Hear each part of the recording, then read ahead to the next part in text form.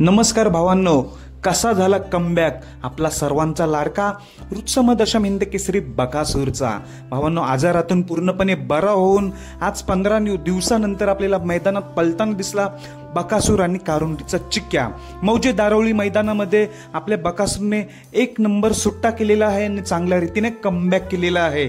आणि भावांनो, आज स्वर्गीय रणजित निंबाळकर सरांच्या नावाने घरचाच साच पळाला होता सर्जा आणि साई। तर सर्जा आणि साईचा कितवा नंबर आला होता?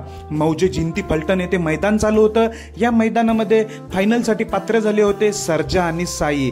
तर कितवा नंबर आला? तर भावांनो, त्यांचा 5वा नंबर आलेला आहे। 5व्या क्रमांकावर सर्जा आणि साईला समाधान मानावं लागले। पण महत्वाचं म्हणजे आज स्वर्गीय रणजित निंबाळकर सर यांच्या नावासाठी पळत होते, घरचाच साज आणि गुलाल देखील मिळाला, हे महत्वाचं होतं। 5म क्रमांकाचे मानकरी सर्जा आणि साई। आणि भावांनो, आपल्या बकासूरने काय कमबॅक केलेला आहे।